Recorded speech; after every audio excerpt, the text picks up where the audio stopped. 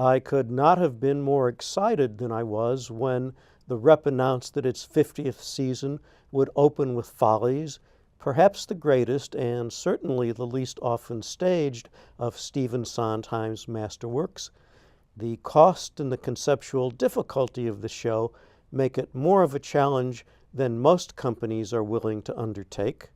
The cost issue was mitigated for the Rep by the recognition that it had to do something special to celebrate the company's golden anniversary. The conceptual difficulty was addressed by entrusting the production to director Rob Ruggiero, an artist of remarkable sensitivity, insight, and meticulousness. All these qualities are on display in the Rep's Follies. As high as I raised my expectations, they were exceeded on opening night.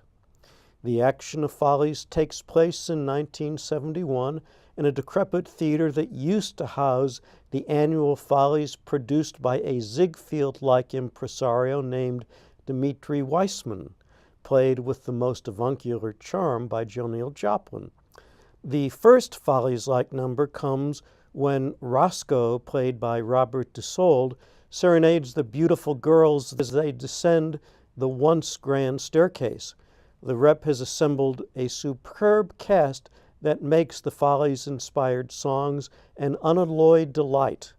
My favorite is Who's That Woman, with all the Weismann girls led by Butler as Stella. Ruggiero and choreographer Ralph Perkins staged this number brilliantly with transparent full-length mirrors that let the past and present coexist.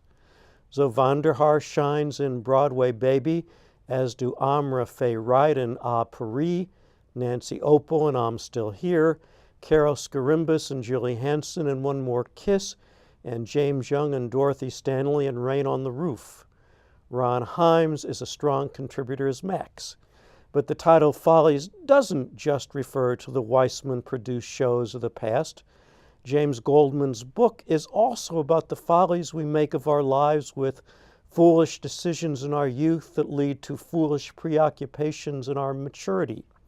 This theme is explored through two unhappily married couples attending the reunion, Buddy and Sally Durant Plummer, played by Adam Heller and Christiane Noll, and Ben and Phyllis Roger Stone, played by Bradley Dean and Emily Skinner.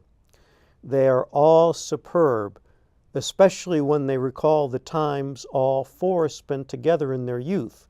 They and their youthful counterparts bring remarkable clarity to the minute interactions with one another. Catherine Boswell is young Phyllis, Michael Williams is young Ben, Sarah Quinn Taylor is young Sally, and Cody Williams is young Buddy. Noll puts an astonishingly revealing spin on the line in which Sally introduces herself, and after hearing many unstaged performances of In Buddy's Eyes, it was a revelation to hear Noll end this number with her eyes focused on Ben. The most potentially confusing part of the show is the sequence near the end in which the characters' feelings are expressed in Follies extravaganzas. It could not be clearer that these numbers are follies of the mind when scenic designer Lou Cantarella takes advantage of the Rep's turntable and John Lasseter's lighting to transform the skeletal Weismann Theater into glorious loveland. The video makes it unnecessary for me to say anything about Amy Clark's lavish costumes, but I do need to add explicit praise for music supervisor Brad Hawk, sound designer Randy Hansen, and conductor Valerie Mays. I count Follies among the Rep's top 4 productions ever, at least among the ones I've seen, ranking with The Iceman Cometh, Galileo, and Sunday in the Park with George. I haven't seen all the shows at the Rep, but I've seen about half of them, including 2 in 1966 at what was known then as the Webster Drama Festival. I still have vivid memories of those productions of Twelfth Night and Waiting for Godot, and I'm thrilled to see the Rep in top form as it embarks on its next 50 years. Now let's hear a bit of Follies.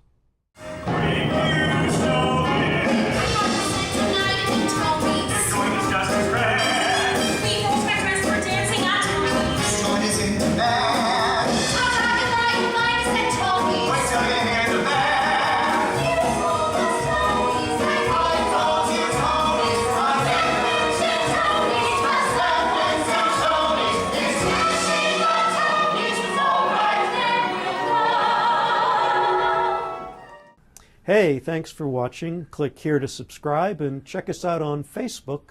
The link is below.